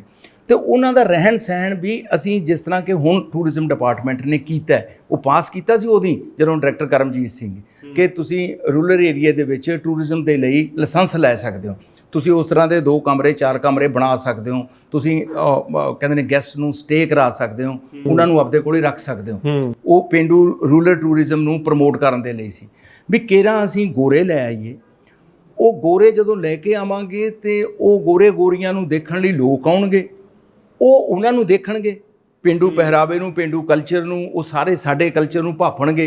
ਤੇ ਇੱਕ ਵਾਰ ਇਹ ਇੰਨਾ ਕੁ ਆਪ ਕਰ ਲਾਂਗੇ, ਉਹ ਤੋਂ ਮਗਰੋਂ ਇਹ ਤੁਰ ਪਊਗਾ ਕੰਮ, ਖਰੀਦਦਾਰੀ ਵੀ ਹੋਊਗੀ, ਉਹ ਸਾਰਾ ਕੁਝ ਹੋਊਗਾ। ਸਮਾਨ ਜਿਹੜਾ ਘਰਾਂ 'ਚ ਬਣਦਾ ਹੈ, ਕਿਤੇ ਕੋਈ ਅਚਾਰ ਵੇਚ ਰਿਹਾ ਹੈ, ਕਿਤੇ ਕੋਈ ਪੱਖੀਆਂ, ਚਰਖੇ ਰੱਖ ਦਿਓਗੇ, ਸਾਰਾ ਕੁਝ ਜਿੰਨਾ ਵੀ ਰੂਰਲ ਪੈਕੇਜ ਸਾਰਾ ਕੁਝ ਪਿਆ ਹੈ ਉੱਥੇ। ਖੇਡਾਂ ਹੋ ਸਕਦੀਆਂ, ਸਾਡਾ ਸਾਗ ਮੱਕੀ ਦੀ ਰੋਟੀ ਵਿਕਣੀ ਸੀ, ਸਾਡਾ ਬੜਾ ਕੁਝ ਵਿਕਣਾ ਸੀ। ਪੇਂਡੂ ਉਸੇ 'ਚ ਪੇਂਡੂ ਖੇਡਾਂ ਕਰਾਈਆਂ ਜਾ ਸਕਦੀਆਂ ਸੀ। ਮੈਂ ਉਹੀ ਕਹਿਣਾ ਵੀ ਉਹ ਜਦੋਂ ਅਸੀਂ 3 ਡੇਜ਼ ਫੈਸਟੀਵਲ ਕਰਨਾ ਸੀ, ਉਹ 3 ਦਿਨਾਂ 'ਚ ਬਹੁਤ ਕੁਝ ਸਿਰਜਣਾ ਸੀ, ਹੋ ਸਕਦੀ ਸੀ ਉਸੇ ਦੇ ਵਿੱਚ। ਅਸੀਂ 3 ਦਿਨਾਂ 'ਚ ਬਹੁਤ ਕੁਝ ਸਿਰਜਣਾ ਸੀ ਤਾਂ ਕਿ ਲੋਕਾਂ ਨੂੰ ਇੰਟਰੈਕਟ ਕਰਨਾ ਸੀ ਤੇ ਲੋਕਾਂ ਨੇ ਇਸੇ ਤਰ੍ਹਾਂ ਆਉਣਾ ਸ਼ੁਰੂ ਕਰ ਦੇਣਾ ਸੀ ਤੇ ਸਾਡੇ ਪਿੰਡਾਂ ਦੇ ਵਿੱਚ ਵੀ ਲੋਕਾਂ ਨੂੰ ਜਾਗ ਲੱਗ ਜਾਣਾ ਸੀ ਤੇ ਸਾਡੇ ਪਿੰਡੂ ਲੋਕਾਂ ਨੂੰ ਇਹ ਮਹਿਸੂਸ ਹੋਣਾ ਤੇ ਜਾ ਰਿਹਾ ਵੀ ਤਾਂ ਸਾਡਾ ਹੀ ਮੇਲਾ ਹੈ, ਇਹ ਤਾਂ ਮੇਲਾ ਹੀ ਸਾਡਾ। ਲੋਕ ਪਹਿਲਾਂ ਜਿਵੇਂ ਅਸੀਂ ਕਿਸੇ ਜ਼ਮਾਨੇ ਦੇ ਵਿੱਚ ਕਲਸਟਰ ਬਣਾ ਕੇ ਅੱਡ-ਅੱਡ ਥਾਂ ਤੇ ਉਹੀ ਮੇਲਾ ਚੱਕ ਕੇ ਫਿਰ ਅਗਲੀ ਥਾਂ ਇਸ ਤਰ੍ਹਾਂ ਰੋਜ਼ਗਾਰ ਵੀ ਵਧਣਾ ਸੀ ਔਰ ਟੂਰਿਜ਼ਮ ਵੀ ਵੱਧ ਜਾਣਾ ਸੀ, ਇਕਨੋਮੀ ਵੀ ਬੂਸਟ ਹੁੰਦੀ, ਆਮ ਬੰਦੇ ਕੋਲ ਵੀ ਪੈਸਾ ਆਉਂਦਾ। ਬਿਲਕੁਲ ਜੀ, ਇਹੀ ਤੇ ਦੇਖੋ ਗੱਲ ਸੁਣੋ, ਜਦੋਂ ਸਾਡੇ ਛਪਾਰ ਦਾ ਮੇਲਾ ਜਾਂ ਜਗਰਾਵਾਂ ਦੀ ਰੋਸ਼ਨੀ ਜਾਂ ਨਮਾਦਿਆਂ ਦਾ ਮੇਲਾ ਜਾਂ ਹੋਰ ਇਸ ਤਰ੍ਹਾਂ ਦੇ ਕਲੈਕਟਿਵ ਫੈਸਟੀਵਲਸ ਹੁੰਦੇ ਸੀ, ਲੋਕ 10-10 ਦਿਨ ਕੀ ਮਹੀਨਾ ਪਹਿਲਾਂ ਤਿਆਰੀ ਸ਼ੁਰੂ ਕਰ ਲੈਂਦੇ ਕਿ ਮੇਲਾ ਆ ਗਿਆ। ਸੋ ਉਸੇ ਤਰ੍ਹਾਂ ਅਸੀਂ ਉਹ ਡੇਟਾਂ ਫਿਕਸ ਕਰਦੇ ਰਹੀਆਂ ਸੀ ਹਰ ਏਰੀਆ। ਤੁਸੀਂ ਇਹ ਕਹਿ ਰਹੇ ਹੋ ਕਿ ਉਹਨਾਂ ਮੇਲਿਆਂ 'ਚ ਪੰਜਾਬ ਦੇ ਲੋਕ ਤਾਂ ਸ਼ਿਰਕਤ ਕਰਨ, ਪਰ ਬਾਹਰੋਂ ਬੰਦਿਆਂ ਨੂੰ ਅਟਰੈਕਟ ਕੀਤਾ ਜਾਵੇ ਕਿ ਵਿਦੇਸ਼ੀ ਸੈਲਾਨੀ ਆਣ, ਜੇ ਦਰਬਾਰ ਸਾਹਿਬ ਕੋਈ ਮੱਥਾ ਟੇਕਣ ਆ ਰਿਹਾ ਤਾਂ ਉਦੋਂ ਬਾਅਦ ਉਹਦਾ ਅਗਲਾ ਪਲਾਨ ਇਹ ਹੋਵੇ ਵੀ ਮੈਂ ਮੇਲਾ ਵੀ ਜਾਣਾ ਹੈ। ਔਰ ਪੰਜਾਬ ਕਿਉਂਕਿ ਛੋਟਾ ਜਿਹਾ 150-200 ਕਿਲੋਮੀਟਰ ਦੇ ਦਾਇਰੇ 'ਚ ਅਸੀਂ ਸਵੇਰ ਤੋਂ ਸ਼ਾਮ ਤਾਈਂ ਵਾਪਸ ਕੋਈ ਮੇਲਾ ਦੇਖ ਕੇ ਸ਼ਾਮ ਨੂੰ ਅੰਮ੍ਰਿਤਸਰ ਵਾਪਸ ਮਲੇਰਕੋਟਲਿਓਂ ਜਾ ਸਕਦਾ ਹੈ ਜਾਂ ਜਗਰਾਵਾਂ ਤੋਂ ਜਾ ਸਕਦਾ ਹੈ, ਤਾਂ ਫਿਰ ਇਹ ਹੋ ਕਿਉਂ ਨਹੀਂ ਸਕਿਆ? ਇਹ ਬਸ ਇਹੀ ਤਾਂ ਘਾਟ ਜਿਹੜੀ ਤੁਹਾਨੂੰ ਦੱਸੀ ਜਾ ਰਿਹਾ ਕਿ ਸਰਕਾਰਾਂ ਦੇ ਵਿੱਚ ਜਦੋਂ ਅਸੀਂ ਕਰਨ ਦੇ ਲਈ ਕੀਤਾ ਤੇ ਉਦੋਂ ਡਾਕਟਰ ਸਰਾਓ ਨੂੰ ਬਦਲਤਾ ਉੱਥੋਂ। ਇਹ ਜਾਣਬੁੱਝ ਕੇ ਕੀਤਾ ਗਿਆ? ਪਤਾ ਨਹੀਂ ਹੁਣ ਜਾਣਬੁੱਝ ਕੇ ਕੀਤਾ ਜਾਂ ਕਿਸ ਤਰ੍ਹਾਂ ਕੀਤਾ, ਆਈ ਡੋਂਟ ਨੋ, ਉਸ ਹਿਸਟਰੀ ਦਾ ਤਾਂ ਨਹੀਂ ਮੈਨੂੰ ਪਤਾ। ਪਰ ਜਦੋਂ ਅਸੀਂ ਕੁਝ ਅੱਛਾ ਕੰਮ ਕਰਨਾ ਚਾਹਿਆ ਤੇ ਉਦੋਂ ਹੋ ਨਹੀਂ ਸਕਿਆ, ਪੋਸੀਬਲ ਨਹੀਂ। ਪਰ ਕੀ ਪੰਮੀ ਬਾਈ ਜੀ ਇੰਨੀ ਪੋਟੈਂਸ਼ੀਅਲ ਹੈਗੀ? ਜਿਵੇਂ ਫਾਈਨਾਂਸ ਮਿਨਿਸਟਰ ਕਹਿ ਦਿੰਦੇ ਆ ਖਜ਼ਾਨਾ ਖਾਲੀ ਹੈ, ਸਾਡੇ ਕੋਲੇ ਜਾਂ ਤਾਂ ਸ਼ਰਾਬ ਦਾ ਮਾਲੀਆ ਆਉਂਦਾ ਐਕਸਾਈਜ਼ ਦਾ, ਜਾਂ ਰੇਤੇ ਤੋਂ ਅਸੀਂ ਪੈਸਾ, ਨਵਜੋਤ ਸਿੱਧੂ ਵੀ ਬਹੁਤ ਕਹਿੰਦੇ ਆ ਰੇਤੇ ਤੋਂ ਪੈਸਾ ਇਕੱਠਾ ਹੋ ਸਕਦਾ ਹੈ, ਜਿਹੜਾ ਬਾਹਰ ਜਾ ਰਿਹਾ ਉਹ ਆ ਸਕਦਾ ਹੈ। ਕੀ ਟੂਰਿਜ਼ਮ ਕਲਚਰ 'ਚ ਇੰਨੀ ਪੋਟੈਂਸ਼ੀਅਲ ਨਹੀਂ ਹੈ? ਜੇ ਗੋਆ ਵਰਗੀ ਸਟੇਟ ਕਮਾ ਰਹੀ ਹੈ, ਜੇ ਗੁਜਰਾਤ ਵਰਗੀ ਸਟੇਟ ਕਮਾ ਰਹੀ ਹੈ, ਕਿ ਪੰਜਾਬ ਦਾ ਇੰਨਾ ਰਿਚ ਕਲਚਰ ਹੋਣ ਦੇ ਬਾਵਜੂਦ ਰਾਜਸਥਾਨ ਦੇ ਵਿੱਚ ਟੂਰਿਜ਼ਮ ਭਰਿਆ ਪਿਆ ਹੈ, ਸਾਡੀ ਪੋਟੈਂਸ਼ੀਅਲ ਨਹੀਂ ਹੈ ਇਹਦੇ ਵਿੱਚ? ਬਹੁਤ ਵੱਡੀ ਪੋਟੈਂਸ਼ੀਅਲ ਹੈ, ਲੋਕ ਸਮਝਣ। ਸਾਡੇ ਤਾਂ ਕਲਚਰ ਤੇ ਐਗਰੀਕਲਚਰ ਦੇ ਡਿਫਰੈਂਸ ਤਾਂ ਹੀ ਨਹੀਂ ਲੋਕਾਂ ਨੂੰ ਤਾਂ ਪਤਾ। ਸਾਡੇ ਇੱਕ ਵਾਰ ਕੋਈ ਕਾਂਗਰਸ ਸਰਕਾਰ ਦੇ ਵਿੱਚ ਮਿਨਿਸਟਰ ਸੀ, ਹੁਣ ਤਾਂ ਉਹ ਇੱਥੇ ਹੀ ਇਜ਼ ਨੋ ਮੋਰ, ਮੈਂ ਉਹਦਾ ਨਾਮ ਨਹੀਂ ਲੈਣਾ ਚਾਹੁੰਦਾ, ਉਹਨੂੰ ਕਿਸੇ ਨੂੰ ਕਲਚਰ ਮਹਿਕਮਾ ਦੇ ਦਿੱਤਾ, ਉਹ ਕਹਿੰਦਾ ਕਿੱਥੇ ਮੈਨੂੰ ਇਹ ਕੁੱਤਾ ਮਹਿਕਮਾ ਦਿੱਤਾ। ਜਦੋਂ ਸਾਡੇ ਪੋਲੀਟੀਕਲ ਲੋਕ ਇਸ ਤਰ੍ਹਾਂ ਸੋਚਣ ਕਿ ਇਸ ਮਹਿਕਮੇ ਨਹੀਂ ਹੋਣਾ, ਇਹਦੇ ਚੋਂ ਕੁਝ ਕਲਚਰ ਮਹਿਕਮੇ ਚੋਂ ਕੁਝ ਬਣਦਾ ਨਹੀਂ ਹੋਣਾ। ਰੌਲਾ ਤਾਂ ਆਹੀ ਹੈਗਾ ਨਾ ਕਿ ਅਸੀਂ ਕਿਸ ਲਈ ਕਲਚਰ ਮਹਿਕਮਾ ਲੈਂਦੇ ਹਾਂ। ਤੁਹਾਨੂੰ ਇੱਕ ਗੱਲ ਦੱਸਣੀ ਚਾਹੁੰਦਾ ਇਸ ਤੁਹਾਡੇ ਮਾਧਿਅਮ ਦੇ ਜ਼ਰੀਏ ਕਿ ਬੰਗਾਲ ਇੱਕ ਇਹੋ ਜਿਹੀ ਸਟੇਟ ਹੈ ਜਿੱਥੋਂ ਦਾ ਮੁੱਖ ਮੰਤਰੀ ਕਲਚਰ ਕਿਸੇ ਨੂੰ ਦਿੰਦਾ ਹੀ ਨਹੀਂ, ਆਪ ਰੱਖਦਾ। ਤੇ ਇਸ ਵਕਤ ਵੀ ਮਮਤਾ ਬੈਨਰਜੀ ਕੋਲੇ ਕਲਚਰ ਡਿਪਾਰਟਮੈਂਟ ਹੈ ਤੇ ਇਸੇ ਕਰਕੇ ਉਹ ਰਿਚ ਹੈ, ਇਸੇ ਕਰਕੇ ਉਹ ਸਾਡੋ ਕਲਚਰਲੀ ਰਿਚ ਨੇ, ਸਾਤੋਂ ਬੁੱਧੀ 'ਚ ਰਿਚ ਨੇ। ਸੋ ਜਿੱਥੇ ਰਵਿੰਦਰਨਾਥ ਟੈਗੋਰ ਵਰਗੇ ਐਡੇ ਵੱਡੇ ਬੰਦੇ ਜਿਨ੍ਹਾਂ ਨੂੰ ਉਸ ਟਾਈਮ ਦੇ ਉੱਤੇ ਨੋਬਲ ਪ੍ਰਾਈਜ਼ ਮਿਲਿਆ ਤੇ ਉਸ ਧਰਤੀ ਦੇ ਜੰਮਪਲ ਨੇ, ਤੇ ਜਿਨ੍ਹਾਂ ਨੇ ਬੰਗਲਾ ਦੇ ਵਿੱਚ ਹੀ ਲਿਖਿਆ ਸਾਰੀ ਜ਼ਿੰਦਗੀ। ਸਾਡਾ ਤਾਂ ਕੋਈ ਮਾੜਾ ਜਿਹਾ ਇੰਟੈਲੈਕਚੁਅਲ ਬਣਦਾ ਹੈ, ਉਹ ਆਪਣੀ ਭਾਸ਼ਾ ਛੱਡ ਦਿੰਦਾ, ਅੰਗਰੇਜ਼ੀ 'ਚ ਲਿਖਣਾ ਸ਼ੁਰੂ ਕਰ ਦਿੰਦਾ। ਵੀ ਕਿਉਂ ਲਿਖਦੇ ਹੋ ਜੀ? ਬਹੁਤ ਲੋਕ ਪੜ੍ਹਨਗੇ ਜੀ। ਤੁਸੀਂ ਆਪਣੀ ਭਾਸ਼ਾ 'ਚ ਹੀ ਇੰਨਾ ਵਧੀਆ ਲਿਖੋ ਤਾਂ ਕਿ ਉਹਦੀਆਂ ਟਰਾਂਸਲੇਸ਼ਨਸ ਵੱਖ-ਵੱਖ ਸ਼ੈਲੀਆਂ ਦੇ ਵਿੱਚ, ਵੱਖ-ਵੱਖ ਭਾਸ਼ਾਵਾਂ ਦੇ ਵਿੱਚ ਹੋਣ। ਤੇ ਅਸੀਂ ਆਪਣੀ ਭਾਸ਼ਾ ਨੂੰ, ਆਪਦੇ ਆਪ ਨੂੰ ਵੱਡਾ ਦਿਖਾਉਣ ਦੇ ਲਈ ਅਸੀਂ ਅੰਗਰੇਜ਼ੀ ਬੋਲਣੀ ਸ਼ੁਰੂ ਕਰ ਦਿੰਦੇ ਹਾਂ ਤੇ ਅਸੀਂ ਆਪਣੀ ਭਾਸ਼ਾ ਨੂੰ ਹੀ ਅਸੀਂ ਪਿੱਛੇ ਸਿੱਟਿਆ ਹੋਇਆ ਹੈ। ਤੇ ਮੈਂ ਤਾਂ ਕੁਐਸਚਨ ਸਾਡੇ ਮਾਨਯੋਗ ਮੁੱਖ ਮੰਤਰੀ ਸਾਹਿਬ ਨੂੰ ਵੀ ਇੱਕ ਲਾਈਵ ਚੈਨਲ ਦੇ ਉੱਤੇ ਇਹ ਗੱਲ ਕੀਤੀ ਸੀ ਕਿ ਸਾਡੇ ਪੰਜਾਬ ਦੇ ਲੋਕਾਂ ਨੂੰ ਆਪਦੀ ਜ਼ੁਬਾਨ ਦੇ ਵਿੱਚ ਕਦੋਂ ਇਨਸਾਫ ਮਿਲੂਗਾ, ਕਦੋਂ ਅਦਾਲਤਾਂ ਉਹਨਾਂ ਨੂੰ ਆਪਦੇ ਉਸ ਜ਼ੁਬਾਨ ਦੇ ਵਿੱਚ। ਤੇ ਤੁਸੀਂ ਇਹ ਸਵਾਲ ਕੀਤਾ ਸੀਗਾ ਤੇ ਉਹ ਜਵਾਬ ਨਹੀਂ ਦੇ ਸਕੇ। ਉਹ ਨਹੀਂ ਇੱਥੇ ਤਾਂ ਹੋਰ ਲੈਂਗੁਏਜ ਆ। ਮੈਂ ਕਿਹਾ ਜੀ ਆਫ ਕੋਰਸ, ਮੈਂ ਕਹਿੰਦਾ ਬੱਚਾ ਸਾਰੀਆਂ ਲੈਂਗੁਏਜ ਸਿੱਖੇ, ਫਰੈਂਚ ਵੀ ਸਿੱਖੇ, ਚਾਈਨੀਜ਼ ਵੀ ਸਿੱਖੇ, ਜਰਮਨ ਵੀ ਸਿੱਖੇ ਤੇ ਅੰਗਰੇਜ਼ੀ ਵੀ ਸਿੱਖੇ, ਹੋਰ ਵੀ ਲੈਂਗੁਏਜ ਸਿੱਖੇ, ਸਿੱਖਣ 'ਚ ਕੋਈ ਇਤਰਾਜ਼ ਨਹੀਂ। ਪਰ ਪੰਜਾਬ ਦਾ ਬੱਚਾ ਪੰਜਾਬੀ ਤਾਂ ਸਿੱਖੇ, ਪੰਜਾਬੀ ਤਾਂ ਬੋਲੇ। ਤੇ ਸਾਡਾ ਅਧਿਕਾਰ ਹੈਗਾ ਪੰਜਾਬ ਦਾ ਕਿ ਸਾਡੀ ਦਫ਼ਤਰਾਂ ਦੀ ਭਾਸ਼ਾ ਜਿਹੜੀ ਹੈਗੀ ਉਹ ਪੰਜਾਬੀ ਚਾਹੀਦੀ ਹੈ ਤੇ ਸਾਡੇ ਇੱਕ ਅਦਾਲਤਾਂ ਦੇ ਵਿੱਚ ਜਿਹੜਾ ਇਨਸਾਫ ਹੈਗਾ ਉਹ ਪੰਜਾਬੀ 'ਚ ਮਿਲਣਾ ਚਾਹੀਦਾ। ਹੁਣ ਇੱਕ ਜੱਜ ਅੰਗਰੇਜ਼ੀ ਬੋਲ ਰਿਹਾ ਹੈਗਾ ਹਾਈ ਕੋਰਟ ਦੇ ਵਿੱਚ ਤੇ ਉਹਨੂੰ ਮੂਹਰਲੇ ਨੂੰ ਤਾਂ ਪਤਾ ਹੀ ਨਹੀਂ ਕਿ ਬੋਲ ਕੀ ਰਿਹਾ। ਸੋ ਇਹ ਗੱਲਾਂ ਜਿਹੜੀਆਂ ਹੈਗੀਆਂ ਨੇ ਇਹ ਸਰਕਾਰਾਂ ਹੀ ਕਰ ਸਕਦੀਆਂ ਨੇ ਜਦੋਂ ਤੁਹਾਡੇ ਕੋਲ ਪਾਵਰ ਆਊਗੀ।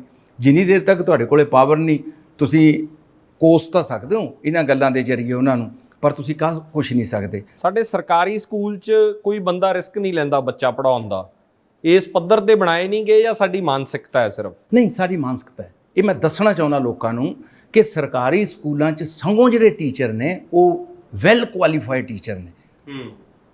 ਉਹ ਉੱਥੇ ਉਹੀ ਟੀਚਰ ਰੱਖੇ ਜਾਂਦੇ ਨੇ ਜਿਹੜੇ B.Ed M.Ed ਜਾਂ ਉਹਨਾਂ ਨੇ ਟੈਟ ਪਾਸ ਕੀਤਾ ਹੁੰਦਾ ਤੇ ਬੜੇ ਸ਼ਾਨੋ ਸ਼ੌਕਤ ਨਾਲ ਅੱਜ ਮੇਰੇ ਪਿੰਡ ਦਾ ਸਰਕਾਰੀ ਸਕੂਲ ਦੇਖਣ ਵਾਲਾ ਸਕੂਲ ਹੈ ਤੇ ਇੰਨੇ ਬੱਚਿਆਂ ਦੇ ਅੱਛੇ ਰਿਜ਼ਲਟਸ ਆ ਰਹੇ ਨੇ ਤੇ ਇੰਨੇ ਅੱਛੇ ਨੰਬਰ ਲੈ ਰਹੇ ਨੇ ਬੱਚੇ। ਉਹ ਕਹਾਣੀ ਇਹ ਹੈਗੀ ਆ ਕਿ ਸਾਨੂੰ ਜਿਹੜੀ ਇੱਕ ਸਾਡੀ, ਮੈਂ ਤੱਪੜ ਸਕੂਲ ਦਾ ਪੜ੍ਹਿਆ ਹੋਇਆ ਆਪਦੇ ਪਿੰਡ ਦਾ ਤੇ ਮੈਂ ਡਬਲ MA ਆ, LLB ਆ, ਡਿਪਲੋਮਾ ਇਨ ਪਬਲਿਕ ਰਿਲੇਸ਼ਨ ਆ ਤੇ ਮੈਂ ਅੰਗਰੇਜ਼ੀ ਵੀ ਲਿਖ ਵੀ ਲੈਣਾ, ਪੜ੍ਹ ਵੀ ਲੈਣਾ, ਬੋਲ ਵੀ ਲੈਣਾ, ਪਰ ਮੈਂ ਆਪਣੀ ਜ਼ਬਾਨ ਪੰਜਾਬੀ ਨੂੰ ਪਿਆਰ ਕਰਦਾ ਕਿਉਂਕਿ ਮੇਰੀ ਪ੍ਰਾਥਮਿਕਤਾ ਮੈਂ ਆਪਣੀ ਮਾਂ ਤੋਂ ਸਿੱਖੀ ਹੈ ਤੇ ਮੈਂ ਫਖਰ ਵੀ ਮਹਿਸੂਸ ਕਰਦਾ ਤੇ ਮੈਂ ਆਪਦੇ ਇਸ ਪੰਜਾਬੀ ਜ਼ਬਾਨ ਦੇ ਨਾਲ ਪੂਰੀ ਦੁਨੀਆ 'ਚ ਬੈਠੇ ਪੰਜਾਬੀਆਂ ਨੂੰ ਮੰਤਰਮੁਗਧ ਕੀਤਾ ਹੈ। ਸ਼ਰਮ ਆਉਣ ਲੱਗੀ ਸਾਡੇ ਲੋਕਾਂ ਨੂੰ ਆਪਦੀ ਭਾਸ਼ਾ ਬੋਲਦੇ ਆ। ਇਹੀ ਤੇ ਰੌਲਾ ਹੈ, ਇਹੀ ਸਭ ਤੋਂ ਵੱਡਾ ਰੌਲਾ ਹੈ ਕਿ ਅਸੀਂ ਆਪਦੀ ਭਾਸ਼ਾ ਨੂੰ ਆਪ ਛੱਡਣ ਰਹੇ ਹਾਂ ਤੇ ਜਿੰਨੀ ਦੇਰ ਤੱਕ ਅਸੀਂ ਆਪਦੀ ਭਾਸ਼ਾ ਦੇ ਉੱਤੇ ਫਖਰ ਮਹਿਸੂਸ ਨਹੀਂ ਕਰਦੇ ਕਿ ਮੈਂ ਪੰਜਾਬੀ ਤੇ ਮੈਂ ਪੰਜਾਬੀ ਬੋਲੂੰਗਾ ਤੇ ਉਨੀ ਦੇਰ ਤੱਕ ਅਸੀਂ ਹੋਰ ਕਿਸੇ ਨੂੰ ਕੀ ਕਹਿ ਸਕਦੇ ਹੈਗੇ। ਸੋ ਇਹ ਜ਼ਰੂਰੀ ਹੈਗਾ ਮੱਕੜ ਸਾਹਿਬ ਕਿ ਜਿਹੜੇ ਸਾਡੇ ਅੱਜ ਦੇ ਸਰਕਾਰੀ ਸਕੂਲ ਨੇ ਉਹਨਾਂ ਦੇ ਵਿੱਚ ਬਿਲਕੁਲ ਉਹ ਬਲੋ ਸਟੈਂਡਰਡ ਨਹੀਂ ਹੈਗੇ, ਬਹੁਤ ਅੱਛੇ ਟੀਚਰਸ ਨੇ ਤੇ ਸਾਨੂੰ ਸਗੋਂ ਪ੍ਰਾਈਵੇਟ ਸਕੂਲਾਂ 'ਚ ਆਪਦੇ ਜਵਾਕਾਂ ਨੂੰ ਭੇਜ ਕੇ ਛਿੱਲ ਨਹੀਂ ਲਵਾਉਣੀ ਚਾਹੀਦੀ ਤੇ ਕਿਉਂਕਿ ਉਹਨਾਂ ਦੀ ਫੀਸਾਂ ਵੀ ਜ਼ਿਆਦਾ ਨੇ ਤੇ ਸਾਡੇ ਤਾਂ ਪਹਿਲੀ ਕਲਾਸ ਤੋਂ ਲੈ ਕੇ 12ਵੀਂ ਕਲਾਸ ਤੱਕ ਫੀਸ ਹੀ ਨਹੀਂ ਤੇ ਫਿਰ ਉੱਥੇ ਕਹਿੰਦੇ ਨੇ ਜਿਹੜਾ ਹੈਗਾ ਮਿਡ ਡੇ ਮੀਲ ਵੀ ਮਿਲਦਾ ਬੱਚਿਆਂ ਨੂੰ, ਛੋਟੇ ਬੱਚਿਆਂ ਨੂੰ, ਉਹਦਾ ਆਨੰਦ ਵੀ ਮਾਣੋ। ਆਖਰ ਦੇ ਵਿੱਚ ਤੁਹਾਨੂੰ ਪੁੱਛਣਾ ਚਾਹੁੰਦਾ, ਹੁਣ ਇਹਦਾ ਆਲਟਰਨੇਟ ਪੋਲਿਟਿਕਸ ਦੀ ਜਿਹੜੀ ਗੱਲ ਕਰਦੇ ਆ ਉਹਦਾ ਬਦਲ ਆਮ ਆਦਮੀ ਪਾਰਟੀ ਹੋ ਸਕਦੀ ਹੈ ਜਾਂ ਤੁਹਾਨੂੰ ਲੱਗਦਾ ਹੈ ਕਿ ਉਹ ਰਵਾਇਤੀ ਪਾਰਟੀਆਂ ਵਰਗੀ ਪਾਰਟੀ ਹੋਗੀ, ਪੰਜਾਬ ਨੂੰ ਕੁਝ ਹੋਰ ਚਾਹੀਦਾ ਹੈ ਜਾਂ ਪੰਜਾਬ ਨੂੰ ਕੋਈ ਨਵਾਂ ਬਦਲ ਚਾਹੀਦਾ ਹੈ? ਦੇਖੋ ਪੰਜਾਬ ਨੂੰ ਕੁਝ ਹੋਰ ਚਾਹੀਦਾ ਹੈ। ਇਹ ਸਾਰੀਆਂ ਪਾਰਟੀਆਂ ਚਾਹੇ ਆਮ ਆਦਮੀ ਪਾਰਟੀ ਹੈ, ਚਾਹੇ ਸ਼੍ਰੋਮਣੀ ਅਕਾਲੀ ਦਲ ਹੈ, ਚਾਹੇ ਸਰਦਾਰ ਸੁਖਦੇਵ ਸਿੰਘ ਢੀਂਡਸਾ ਵਾਲਾ ਅਕਾਲੀ ਦਲ ਹੈਗਾ, ਸੰਯੁਕਤ ਅਕਾਲੀ ਦਲ ਹੈ, ਚਾਹੇ ਕਾਂਗਰਸ ਹੈਗੀ ਹੈ, ਚਾਹੇ ਬੀਜੇਪੀ ਹੈਗੀ ਹੈ, ਇਹ ਸਾਰੇ ਇੱਕੋ ਹੀ ਚੱਟੇ ਬੱਟੇ ਨੇ ਤੇ ਇੱਥੇ ਤਾਂ ਜਿੰਨੀ ਦੇਰ ਤੱਕ ਸਾਡੇ ਲੋਕ ਦਾਨਸ਼ਮੰਦ ਲੋਕ ਇਕੱਠੇ ਹੋ ਕੇ ਕੋਈ ਅੱਛਾ ਬਦਲ ਨਹੀਂ ਪੇਸ਼ ਕਰਦੇ, ਜਿਵੇਂ ਕਿ ਮੈਂ ਪਹਿਲਾਂ ਦੱਸਿਆ ਕਿ 117 ਬੰਦੇ ਚੁਣਨੇ ਨੇ ਨਾ, ਸਾਡੇ ਪ੍ਰੋਬਲਮ ਕੀ ਹੈਗੀ ਕਿ ਸਾਡੀ ਤਾਂ ਨੀਚ ਹੀ ਖੋਟ ਰੱਖਿਆ ਜਾਂਦਾ ਹੈ। ਅਸੀਂ ਚਿਹਰਿਆਂ ਦੀ ਰਾਜਨੀਤੀ ਮਗਰ ਲੋਕਾਂ ਦੇ ਪਿੱਛੇ ਲੱਗ ਗਏ ਹਾਂ। ਚਿਹਰਾ ਤਾਂ ਸਾਡਾ ਐਮਐਲਏ ਹੈ, ਸਾਡਾ ਚਿਹਰਾ ਤਾਂ ਮੇਰੇ ਇਲਾਕੇ ਦਾ ਐਮਐਲਏ ਹੈ। ਮੈਂ ਮੁੱਖ ਮੰਤਰੀ ਤੋਂ ਕੀ ਕਰਨਾ ਹੈ? ਮੈਂ ਕੰਮ ਤਾਂ ਐਮਐਲਏ ਤੋਂ ਕਰਾਉਣਾ। ਮੁੱਖ ਮੰਤਰੀ ਤਾਂ ਮੇਰਾ ਅੱਜ ਪੰਜਾਬ ਦਾ ਆਪਣੀ ਕੋਠੀਓਂ ਬਾਹਰ ਨਹੀਂ ਨਿਕਲਦਾ ਤੇ ਮੁੱਖ ਮੰਤਰੀ ਨੂੰ ਤਾਂ ਮੇਰੇ ਵਰਗੇ ਨੂੰ ਮਿਲਣਾ ਔਖਾ ਹੈ ਤੇ ਆਮ ਸਧਾਰਨ ਬੰਦੇ ਨੇ ਮੁੱਖ ਮੰਤਰੀ ਤੋਂ ਕੀ ਕਰਾਉਣਾ? ਅਸੀਂ ਤਾਂ ਤੁਹਾਨੂੰ ਨਵਜੋਤ ਸਿੱਧੂ ਤੋਂ ਵੀ ਕੋਈ ਉਮੀਦ ਨਹੀਂ? ਮੈਨੂੰ ਤਾਂ ਕਿਸੇ ਤੋਂ ਕੋਈ ਉਮੀਦ ਨਹੀਂ, ਮੈਨੂੰ ਕਿਸੇ ਤੋਂ ਕੋਈ ਉਮੀਦ ਨਹੀਂ। ਮੇਰਾ ਅੱਛਾ ਦੋਸਤ ਹੈਗਾ, ਉਹ ਵੱਖਰੀ ਗੱਲ ਹੈਗੀ ਆ, ਪਰ ਉਮੀਦ ਕਿਸੇ ਤੋਂ ਨਹੀਂ ਕਿਉਂਕਿ ਮੈਂ ਦੇਖ ਲਿਆ ਉਹਨਾਂ ਨੂੰ ਐਜ਼ ਐਨ ਮਿਨਿਸਟਰ। ਉਹਨਾਂ ਦੀ ਕੋਈ ਇੱਕ ਪ੍ਰਾਪਤੀ ਗਿਣਾ ਦਿਓ ਤੇ ਉਹ 15 ਸਾਲ ਮੈਂਬਰ ਪਾਰਲੀਮੈਂਟ ਰਹੇ ਨੇ ਤੇ ਉਸ ਟਾਈਮ ਦੇ ਉੱਤੇ ਕੋਈ ਅੰਮ੍ਰਿਤਸਰ 'ਚ ਜਾ ਕੇ ਲੋਕਾਂ ਤੋਂ ਪੁੱਛ ਲਓ ਵੀ ਤੁਹਾਡਾ ਕੁਝ ਕਰਾਇਆ ਉਹਨਾਂ ਨੇ। ਤਾਂ ਜਿਹੜੀ ਇੰਨੀ ਹਾਈਪ ਬਣੀ ਹੋਈ ਹੈ ਇਸ ਵੇਲੇ, ਜੋ ਪੰਜਾਬ 'ਚ ਚਰਚਾ ਦਾ ਵਿਸ਼ਾ, ਹਰ ਰੋਜ਼ ਕੁਛ ਨਾ ਕੁਛ ਹੋ ਰਿਹਾ ਹੈ, ਪੋਲੀਟੀਕਲ ਡਿਵੈਲਪਮੈਂਟਸ ਹੋ ਰਹੀਆਂ, ਉਹ ਐਵੇਂ ਹੀ ਰਹਿਣਗੀਆਂ? ਉਹ ਪੰਜਾਬ ਦਾ ਭਲਾ ਨਹੀਂ ਹੋਊਗਾ ਉਹਦੇ ਨਾਲ? ਮੱਕੜ ਸਾਹਿਬ ਗੱਲ ਇਹ ਹੈਗੀ ਆ ਕਿ ਉਹ ਦੋ ਝੋਟਿਆਂ ਦਾ ਭੇੜ ਹੈ। ਉਹ ਹੈਪ ਜਿਹੜੀ ਹੈਗੀ ਹੈ ਉਹ ਇੱਕ ਮੀਡੀਆ ਨੇ ਕ੍ਰੀਏਟ ਕੀਤੀ ਹੋਈ ਹੈਪ ਹੈਗੀ ਹੈ। ਆਮ ਸਧਾਰਨ ਲੋਕਾਂ ਨੇ ਕੀ ਨਵਜੋਤ ਸਿੱਧੂ ਤੋਂ ਲੈਣਾ ਹੈ, ਕੀ ਕੈਪਟਨ ਅਮਰਿੰਦਰ ਤੋਂ ਲੈਣਾ ਹੈ? ਅਸਰ ਨਹੀਂ ਪੈਂਦਾ ਲੋਕਾਂ ਤੇ ਇਹਨਾਂ ਗੱਲਾਂ? ਨਹੀਂ, ਲੋਕ ਬੜੇ ਸਿਆਣੇ ਹੋ ਗਏ ਨੇ। ਤੁਹਾਨੂੰ ਮੈਂ ਦੱਸੀ ਜਾਣਾ, ਅਸੀਂ ਪਿੰਡਾਂ 'ਚ ਜਾ ਰਹੇ ਹਾਂ, ਵਿਚਰ ਰਹੇ ਹਾਂ, ਕਿਸਾਨ ਯੂਨੀਅਨ 'ਚ ਤੇ ਜਾ ਕੇ ਦੇਖਣ ਨਾ, ਉੱਥੇ ਦੇ ਬੈਠੇ ਲੋਕਾਂ ਨੂੰ ਤਾਂ ਮਿਲਣ, ਸਰਦਾਰ ਜੋਗਿੰਦਰ ਸਿੰਘ ਗਰਾਹਾਂ ਵਰਗੇ ਨੂੰ ਤਾਂ ਮਿਲਣ, ਬੂਟਾ ਸੂ ਬੁਰਜਗਿੱਲ ਵਰਗਿਆਂ ਨੂੰ ਤਾਂ ਮਿਲਣ, ਜਾਂ ਹੋਰ ਲੋਕਾਂ ਨੂੰ ਤਾਂ ਮਿਲਣ ਜਿਹੜੇ ਉੱਥੇ ਕਹਿੰਦੇ ਨੇ ਜਿਨ੍ਹਾਂ ਨਾਲ ਲੋਕ ਜੁੜੇ ਹੋਏ ਨੇ, ਜਿਨ੍ਹਾਂ ਨਾਲ ਲੋਕਾਂ ਦੀ ਤਾਕਤ ਜੁੜੀ ਹੋਈ ਹੈ। ਸੋ ਕਹਾਣੀ ਇਹ ਹੈਗੀ ਹੈ ਕਿ ਮਾਸਿਸ ਕੀ ਸੋਚ ਰਿਹਾ ਹੈ, ਲੋਕ ਕੀ ਸੋਚ ਰਹੇ ਨੇ। ਦੇਖੋ ਪਾਰਟੀਆਂ ਤਾਂ ਦਮਗਜੇ ਮਾਰਦੀਆਂ ਨੇ। ਸਰਦਾਰ ਨਵਜੋਤ ਸਿੰਘ ਸਿੱਧੂ ਐਟ ਪ੍ਰੈਜੈਂਟ ਕਾਂਗਰਸ ਦੇ ਪ੍ਰਧਾਨ ਨੇ ਤੇ ਕਾਂਗਰਸੀ ਖੁਸ਼ ਨੇ ਕਿ ਸਾਨੂੰ ਸ਼ਾਇਦ ਗਾਰ 'ਚੋਂ ਇਹ ਗੱਡਾ ਕੱਢ ਲੂਗਾ, ਵੀ ਗੱਡੇ ਦੇ ਮੂਹਰੇ ਤਕੜਾ ਬਲ ਤੇ ਜੋੜ ਲਿਆ ਤੇ ਸ਼ਾਇਦ ਸਾਨੂੰ ਫਿਰ ਇੱਕ ਤਾਂ 5 ਸਾਲ ਦਾ ਹੋਰ ਝੂਟਾ ਦਵਾ ਦੂਗਾ। ਉਧਰ ਸਰਦਾਰ ਸੁਖਬੀਰ ਸਿੰਘ ਬਾਦਲ ਨੂੰ ਵੀ ਐਂ ਲੱਗਦਾ ਕਿ ਸਾਡਾ ਕੰਮ ਹੁਣ ਬਣ ਜਾਊਗਾ। ਉਧਰ ਆਪ ਪਾਰਟੀ ਵਾਲੇ ਵੀ ਕੋਈ ਵੱਡਾ ਸਰਦਾਰ ਲੱਭਦੇ ਫਿਰਦੇ ਨੇ ਕਿ ਵੀ ਸਾਡਾ ਵੀ ਕੰਮ ਬਣ ਜੇ। ਬੀਜੇਪੀ ਵਾਲੇ ਵੀ ਸਰਦਾਰ ਲੱਭਦੇ ਫਿਰਦੇ ਨੇ ਕਿ ਸਾਡਾ ਵੀ ਕੰਮ ਬਣ ਜੇ। ਕੋਈ ਦਲਿਤ ਲੱਭਦਾ ਫਿਰਦਾ, ਕੋਈ ਹਿੰਦੂ ਲੱਭਦਾ ਫਿਰਦਾ, ਕੋਈ ਸਿੱਖ ਲੱਭਦਾ ਫਿਰਦਾ ਤੇ ਅਸੀਂ ਇਹਨਾਂ ਚੀਜ਼ਾਂ ਜੋਗੇ ਰਹਿ ਗਏ। ਅਸੀਂ ਕਹਿੰਦੇ ਆ ਕਿ ਭਾਈ ਹੱਥ ਬਣਾ ਲਓ, ਪੰਜਾਬ ਬਚਾ ਲਓ। ਤੁਹਾਨੂੰ ਲੱਗਦਾ ਕਿਸਾਨ ਤੈਅ ਕਰੂਗਾ ਇਸ ਵਾਰ ਸੱਤਾ ਦੇ ਉੱਤੇ ਕੌਣ ਕਾਬਜ ਹੋਊਗਾ, ਕੁਰਸੀ ਕਿਹਦੀ ਹੋਊਗੀ? ਦੇਖੋ ਕਿਸਾਨ ਜਿਹੜੇ ਹੈਗੇ ਨੇ ਉਹਨਾਂ ਨੇ ਇਲੈਕਸ਼ਨ ਫਾਰਮੈਟ ਦੇ ਵਿੱਚ ਨਹੀਂ ਆਉਣਾ, ਇਹ ਮੈਂ ਸਪਸ਼ਟ ਤੁਹਾਨੂੰ ਦੱਸਣਾ ਚਾਹੁੰਦਾ। ਇਹ ਤੁਹਾਨੂੰ ਲੱਗਦਾ ਹੈ ਜਾਂ ਤੁਹਾਨੂੰ ਕਲੈਰਿਟੀ ਹੈ ਇਸ ਗੱਲ? ਮੈਨੂੰ ਕਲੈਰਿਟੀ ਹੈ। ਮੈਨੂੰ ਇਸ ਗੱਲ ਦੀ ਕਲੈਰਿਟੀ ਹੈਗੀ ਹੈ ਕਿ ਉਹਨਾਂ ਨੇ ਇਲੈਕਸ਼ਨ ਪ੍ਰੋਸੈਸ ਦੇ ਵਿੱਚ ਨਹੀਂ ਆਉਣਾ, ਪਰ ਜਿਨ੍ਹਾਂ ਨੂੰ ਵੀ ਉਹਨੇ ਦਬਵੇਂ ਮੂੰਹ ਨਾਲ ਸਪੋਰਟ ਕਰਤੀ ਤੇ ਉਹ ਲੋਕ ਵਿਨਿੰਗ ਪੋਜੀਸ਼ਨ 'ਚ ਹੋਣਗੇ ਪੰਜਾਬ ਦੇ, ਕਿਉਂਕਿ ਉਹਨਾਂ ਕਿਸਾਨਾਂ ਦੇ ਵਿੱਚ ਕੁਝ ਬੰਦੇ ਵੱਖ-ਵੱਖ ਰਾਜਨੀਤਿਕ ਪਾਰਟੀਆਂ ਨਾਲ ਜੁੜੇ ਹੋਏ ਵੀ ਹੈਗੇ ਨੇ, ਪੁਰਾਣੇ ਜੁੜੇ ਆ। ਬਿਲਕੁਲ, ਇਹ ਨਾ ਸੋਚੋ ਕਿ ਨਹੀਂ ਜੁੜੇ ਹੋਏ ਵੀ ਹੈਗੇ ਨੇ, ਤੇ ਉਹਨਾਂ ਕਿਸਾਨਾਂ ਦੀਆਂ ਜਥੇਬੰਦੀਆਂ ਦੇ ਲੀਡਰਾਂ ਨੇ ਵੱਖ-ਵੱਖ ਸਮੇਂ ਦੇ ਉੱਤੇ ਵੱਖ-ਵੱਖ ਰਾਜਨੀਤਿਕ ਪਾਰਟੀਆਂ ਦੀ ਮਦਦ ਵੀ ਕੀਤੀ ਹੋਈ ਹੈ। ਸੋ ਹੁਣ ਉਹ ਜਿਹੜਾ ਸਿਨੈਰੀਓ ਹੈਗਾ ਟੋਟਲ ਚੇਂਜ ਹੋ ਗਿਆ, ਉਹ ਟੋਟਲ ਚੇਂਜ ਹੋ ਗਿਆ। 26 ਜਨਵਰੀ ਤੋਂ ਬਾਅਦ ਉਹ ਸਿਨੈਰੀਓ ਹੌਲੀ ਬਿਲਕੁਲ ਸਪਸ਼ਟ ਹੋ ਗਿਆ, ਤੇ ਇਸ ਕਰਕੇ ਜਿਹੜਾ ਹੈਗਾ ਪੰਜਾਬ ਦੇ ਲੋਕਾਂ ਨੂੰ ਸੋਚਣਾ ਪੈਣਾ, ਪੰਜਾਬ ਦੇ ਲੋਕਾਂ ਨੂੰ ਸਿਰਦ ਹੋਣਾ ਪੈਣਾ, ਅੱਛੇ ਲੋਕਾਂ ਦੀ ਪਛਾਣ ਕਰਨੀ ਪੈਣੀ ਹੈ, ਤੇ ਅੱਛੇ ਰਾਜਨੀਤਿਕ ਲੋਕ ਹਰ ਸੈਗਮੈਂਟ ਦੇ ਵਿੱਚ ਚਿਹਰੇ ਬਣਾ ਕੇ ਚੁਣਨੇ ਪੈਣਗੇ, ਨਾ ਕਿ ਨੀਂਹ ਦੇ ਵਿੱਚ ਹੀ ਪਹਿਲਾਂ ਕੱਚੀ ਇੱਟ ਰੱਖ ਲਓ। ਤੁਸੀਂ ਪਹਿਲੀ ਕਹੋ ਜੀ ਫਲਾਣਾ ਸਿੰਘ ਮੁੱਖ ਮੰਤਰੀ, ਵੀ ਕਿਵੇਂ ਮੁੱਖ ਮੰਤਰੀ, how can it possible? Democracy ਦੇ ਵਿੱਚ ਮੁੱਖ ਮੰਤਰੀ ਕਿਤੇ ਸਟੇਟ ਵਿੱਚ ਚੁਣਿਆ ਜਾਂਦਾ, MLA ਚੁਣਦੇ ਨੇ। ਸੋ ਇਸ ਕਰਕੇ ਨੀਂਹ ਦੇ ਵਿੱਚ ਕੱਚੀ ਇੱਟ ਨਾ ਭਰਾਵੋ ਰਖਾਇਓ, ਨੀਂਹ ਨੂੰ ਪਹਿਲਾਂ ਪੱਕੀ ਕਰ ਲਓ, ਤੇ ਉਹਨਾਂ ਨੂੰ ਇਹ ਕਹੋ ਕਿ ਸਾਡਾ ਮੁੱਖ ਮੰਤਰੀ ਸਾਡਾ MLA ਹੈ, ਸਾਡੇ ਕੰਮ ਇਸ ਨੇ ਕਰਾਉਣੇ ਨੇ, ਸਾਡੇ ਭੋਗਾਂ ਤੇ ਇਹਨੇ ਆਉਣਾ, ਤੇ ਸਾਡੇ ਦੁੱਖ ਸੁੱਖ 'ਚ ਇਹਨੇ ਖੜਨਾ। ਸੋ ਮੈਂ ਸਾਰੇ ਪੰਜਾਬ ਦੇ ਸਿਹਰਤ ਲੋਕਾਂ ਨੂੰ, ਜਾਗਦੇ ਹੋਏ ਲੋਕਾਂ ਨੂੰ ਤੁਹਾਡੇ ਚੈਨਲ ਦੇ ਜ਼ਰੀਏ ਸੁਨੇਹਾ ਦੇਣਾ ਚਾਹੁੰਦਾ ਕਿ ਪੰਜਾਬ ਬਚਾ ਲਓ, ਨਹੀਂ ਪੰਜਾਬ 15 ਤੇ 20 ਸਾਲਾਂ ਦੇ ਵਿੱਚ ਡੁੱਬਦੇ ਤੁਰੇ ਜਾਣਾ। ਪੰਜਾਬ ਦੀ ਤਰਾਸਦੀ ਇਹਦੇ ਨਾਲੋਂ ਵੀ ਭੈੜੀ ਬਣਦੀ ਤੁਰੀ ਜਾਣੀ ਹੈ, ਤੇ ਜੇ ਪੰਜਾਬ ਨੂੰ ਬਚਾਉਣਾ ਤੇ ਜਾਗਣਾ ਪੈਣਾ।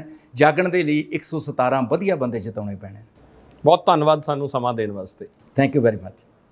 ਪੰਮੀ ਬਾਈ ਹੋਣਾ ਨੇ ਬਹੁਤ ਸਪਸ਼ਟ ਤੇ ਸਿੱਧੀਆਂ ਗੱਲਾਂ ਕੀਤੀਆਂ ਨੇ। ਉਮੀਦ ਹੈ ਤੁਹਾਨੂੰ ਪਸੰਦ ਆਈਆਂ ਹੋਣਗੀਆਂ। ਇਸ ਪੇਸ਼ਕਸ਼ 'ਚ ਨਹੀਂ, ਇਜਾਜ਼ਤ ਦਿਓ। ਧੰਨਵਾਦ।